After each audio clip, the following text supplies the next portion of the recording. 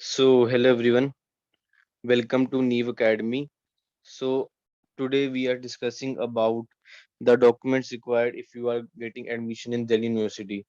अगर आपका दिल्ली यूनिवर्सिटी में एडमिशन हो जाता है तो उसके बाद आपको कौन से डॉक्यूमेंट्स जमा कराने होंगे, इसके बारे में आज ये डिटेल वीडियो में डिस्कस करते हैं। आज से 3 या 4 साल पहले जब DU में एडमिशन हुआ करता था तो बहुत सारे लिस्ट ऑफ डॉक्यूमेंट्स मांगे जाते थे, जैसे कि माइग्रेशन सर्टिफिकेट, करेक्टर सर्टिफिकेट और अपना आपके बहुत सारे पासिंग सर्टिफिकेट अलग होता था, मार्कशीट अलग होती थी। अब तो खैर सीबीएसई ने मार्कशीट और पासिंग सर्टिफिकेट एक ही कर दिया है।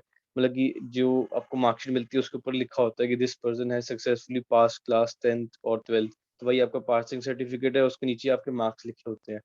वो तो एक सर्टिफिकेट एक ही हो गया, तो उसको अब सिर्फ मार्कशीट ही मांगते हैं अब तो, जब से सीबीएसई ने ऐसे किया है। उसके बाद नेक्स्ट थिंग कि अब डीयू ने भी 3 साल पहले तो तक तो लेते थे, उसके बाद से अब 3 साल पहले से ही जो एडमिशन्स हुए थे 2019 में, तब से ही जो डॉक्यूमेंट्स की लिस्ट है बहुत छोटी हो गई है। बहुत बहुत ही कम डॉक्यूमेंट्स चाहिए होते हैं। और प्लस अब ये भी नया रूल है कि जो भी आपको डॉक्यूमेंट्स देने होंगे वो सेल्फ अटेस्टेड होने चाहिए। सेल्फ अटेस्टेड का मतलब है कि आपने लिखना है सेल्फ अटेस्ट, वैसे ही लिखना जरूरी नहीं होता लेकिन आप लिख दीजिए फिर भी। और नीचे आपको उसके अपने सिग्नेचर करने हैं और डेट भी डाल दो। इसका मतलब ये होता है कि जो भी आपने डॉक्यूमेंट जमा कराए हैं वो आपकी सोल रिस्पॉन्सिबिलिटी कि उसमें जो भी डाटा है सब सही होगा। और अगर इन केस कोई भी डाटा सही नहीं होता है तो आपका एडमिशन कैंसिल होगा और इसके रिस्पॉन्सिबल भी आप ही होंगे। ये मतलब होता है सेल्फ अटेस्ट का। पहले अर्लियर ये कोई गवर्नमेंट ऑफिशियल से सेल्फ अटेस्ट कराया जाता था या फिर डॉक्टर वगैरह से कराया जाता था, लेकिन अब डीयू ने इसको चेंज कर दिया और सब बाकी यूनिवर्सिटीज में चेंज कर दिया। अब इसको जो है सिर्फ सेल्फ अटेस्ट ही करना होता है। चलो ठीक है, बाकी ये बातें हो गई। अब मुद्दे की बात पे आते हैं। मुद्दे की बात ये है कि कौन से डॉक्यूमेंट चाहिए होते हैं। अगर आप एक जनरल कैटेगरी के स्टूडेंट्स हैं तो आपको सबसे पहला जो मोस्ट इंपॉर्टेंट डॉक्यूमेंट है वो चाहिए होगा 10th और 12th की मार्कशीट। ये तो सबसे पहले चाहिए ही चाहिए, जिसमें आपके मिनिमम 55 to 60% होनी चाहिए तो आपको एडमिशन मिल जाएगा। और उसके बाद ये चीज अगर आपके पास है तो, अगर आपके पास नहीं है तो आप उसको अवेटेड कर सकते हैं। अगर आपको अभी तक स्कूल से नहीं मिली है, आपको ड्यूअल टाइम दे देंगे।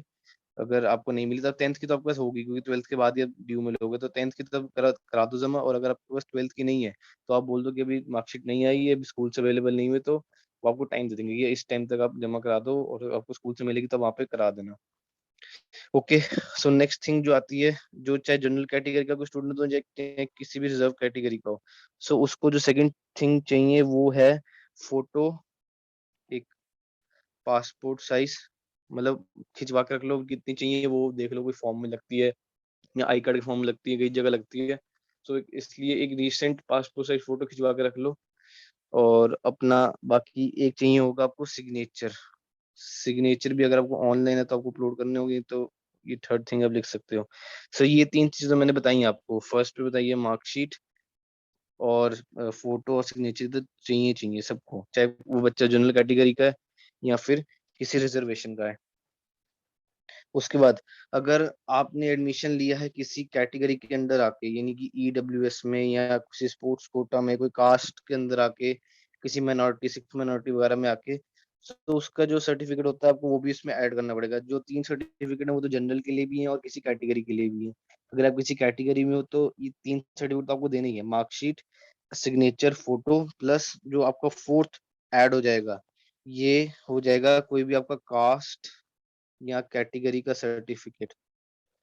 कैटेगरी सर्टिफिकेट, ठीक है। जो पहले तीन, ये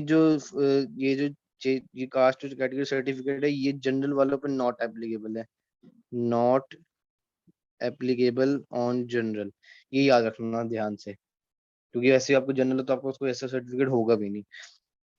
उसके बाद अगर आपने किसी स्पोर्ट्स कोटे से एडमिशन लिया है, स्पोर्ट्स में अगर आप थे किसी, आपने नेशनल लेवल या वो खेला है, स्टेट लेवल वगैरह, तो उसमें जो आपको सर्टिफिकेट जो वो मांगेंगे आपको वो देना पड़ेगा। अगर आप किसी कैटेगरी के भी नहीं हो, अगर आप जनरल हो और आपने कोई स्पोर्ट्स कोटा के थ्रू, मतलब वही बात आ गई जो मैंने फोर्थ पॉइंट बोला कि अगर आप किसी कास्ट या कोटा के थ्रू एडमिशन ले रहे हो तो आपको उसका सर्टिफिकेट देना पड़ेगा।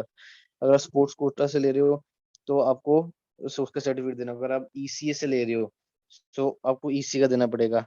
और अगर आप किसी माइनॉरिटी से हो, जैसे जो ऊपर बात करी डिस्कस करी सिख माइनॉरिटी जैसे होती है, या फिर अगर आप अगर भगवान करे अगर आपका सेंसिटिव इन्फॉर्मेशन हो जाता है और आप एक क्रिश्चियन माइनॉरिटी से हो तो आपको वो सर्टिफिकेट देना पड़ेगा।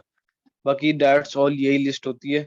बाकी कुछ वो फॉर्म्स जो भरवाते हैं डीयू में वही आपको भरने होंगे, बाकी इससे ज्यादा और कोई सर्टिफिकेट नहीं देना होता। बाकी ज्यादा होता है तो एक मेडिकल सर्टिफिकेट देना होता है, वो भी आईपीयू में तो लगता है, डीयू का मे भी हो सकता है ले लें, क्योंकि अब तो 2 साल से ऑनलाइन था, तो अब अगर ऑफलाइन होती क्लासेस तो शायद आपसे एक मेडिकल फिटनेस का सर्टिफिकेट ले लें, मतलब डॉक्टर से भरवाना पड़ता है, एमबीबीएस डॉक्टर से। बाकी आईपीयू में तो लेते हैं वो, आईपीयू यूनिवर्सिटी में। डीयू में भी हो सकता है ले इस साल। बाकी वो देख लेना, अगर जो भी होगा आपको लिस्ट ऑफ डॉक्यूमेंट्स मिल जाएंगी ऑफिशियल वेबसाइट पर सब। बाकी आज की वीडियो इतनी थी। वीडियो पसंद आई हो तो वीडियो को लाइक करें, चैनल को सब्सक्राइब करें, और एंड में मैं कहता हूँ थैंक यू। Thank you. और अगर सॉरी राइटिंग समझ नहीं हुई हो, थोड़ा राइटिंग पैड से चल नहीं रहा। Okay, so thank you so much. और भी कोई अपडेट के लिए मैं आपको अपडेट करता रहूंगा, चैनल के साथ बने रहिएगा। बाकी एंट्रेंस की वीडियोस भी जल्द दोबारा स्टार्ट होंगी, एक्चुअली कुछ इशू हो गया था इसलिए एंट्रेंस की वीडियो नहीं आ पा रही थी।